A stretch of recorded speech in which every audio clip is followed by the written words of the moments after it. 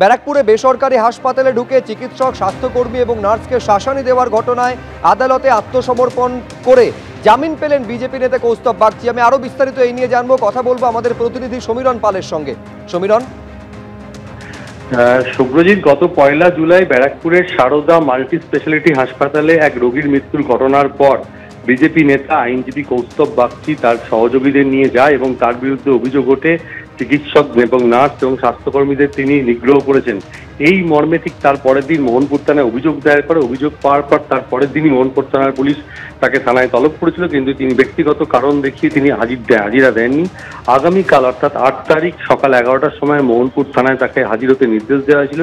ঠিক তার আগে আজ সোমবার তিনি ব্যারাকপুর মহকুমা আদালতে আত্মসমর্পণ করেন এবং আদালতে গিয়ে তিনি জানান যে এফআইআর মোহনপুর থানার পক্ষ থেকে করা হচ্ছে সেখানে কারোর নাম দেওয়া হয়নি এবং এই অভিযোগ অবান্তর এবং অমূলক।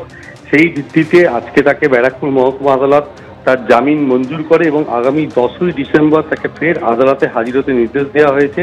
এদিকে গতকালই তিনি কেন্দ্রীয় স্বরাষ্ট্র সচিবের কাছে তিনি চিঠি লিখেছিলেন এবং রাজ্যের স্বরাষ্ট্র সচিব এবং ডিজি এবং পুলিশ কমিশনারের কাছে চিঠি লিখেছেন যে বারংবার তার বাড়ির সামনে তৃণমূলের তরফ থেকে বিক্ষোভ দেখানো হচ্ছে এবং তার ফলে তার বাড়ির এবং তার পরিবারের সদস্যদের নিরাপত্তা বিঘ্নিত হচ্ছে। এই নিয়ে তিনি সরব হয়েছিলেন। ঠিক তারপরেই আজকে তিনি আদালতে আত্মসমর্পণ করেন এবং আদালত তার জামিন মঞ্জুর করেছে। শুভ্রজিৎ, ধন্যবাদ সমীরণ। আমি আরেকবার আপনাদের বলবো, যে বিষয় ছবি ভাইরাল হয়েছিল রীতিমতন ব্যারাকপুরের এই যে বেসরকারি হাসপাতাল, সেখানে রোগী মৃত্যুর ঘটনার প্রতিবাদ করতে গিয়ে চিকিৎসক, নার্স এবং স্বাস্থ্যকর্মীকে শাসানি দেওয়ার ঘটনায় আদালতে আত্মসমর্পণ করে জামিন পেলেন কৌস্তব বাগচি।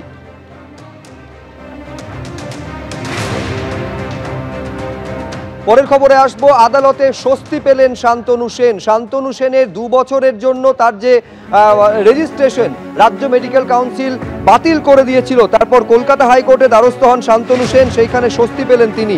মেডিকেল কাউন্সিলের যে নির্দেশটা খারিজ হয়ে গেল। আদালতের নির্দেশ, লেটার হেডে ডিপ্লোমা ফেলোশিপ হিসেবে পরিচয় দিতে হবে। কাউন্সিলে রেজিস্ট্রেশন না করিয়েই বিদেশি ডিগ্রি ব্যবহারের অভিযোগ ছিল শান্তনু সেনের বিরুদ্ধে। অভিযোগের শুনানি শেষ হওয়ার পর তার রেজিস্ট্রেশন 2 বছরের জন্য সাসপেন্ডের সিদ্ধান্ত নেয় কাউন্সিল। মামলাকারীকে আবার শুনানির সুযোগ দিতে হবে, তাকে তার বক্তব্য বলার জায়গা দিতে হবে। কি কারণে সাসপেন্ড সেটারও উল্লেখ নেই। নন স্পিকিং নির্দেশ, কি অভিযোগ সেটাও জানানো হয়নি মামলাকারীকে। জানালো হাইকোর্ট। কি কারণে কাউন্সিল স্বতঃপ্রণোদিত পদক্ষেপ নিল সেটাও জানাতে হবে মামলাকারীকে বলে নির্দেশ।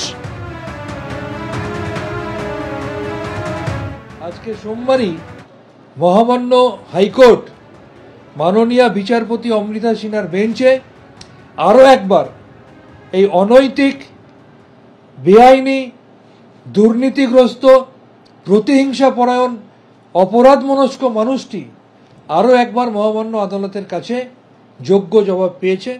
এবং আপনারা ইতিমধ্যেই হয়তো জেনেছেন যে ওয়েস্ট বেঙ্গল মেডিকেল কাউন্সিলের সেই অনৈতিক রায়কে টোটালি বাতিল করে দিয়েছেন, টোটালি সেট অ্যাসাইড করে দিয়েছেন। এবং আমি যেভাবে প্র্যাকটিস করছিলাম সেভাবে প্র্যাকটিস করতে পারবো। আমার যে এফআরসিপি কোয়ালিফিকেশন নিয়ে মিথ্যা অভিযোগ তোলা হয়েছিল, মাননীয় বিচারপতি পরিষ্কারভাবে বলেছেন আপনি এফআরসিপি যেভাবে লিখতেন সেভাবে লিখতে পারবেন, ফুল ফর্মটা আপনি লিখবেন।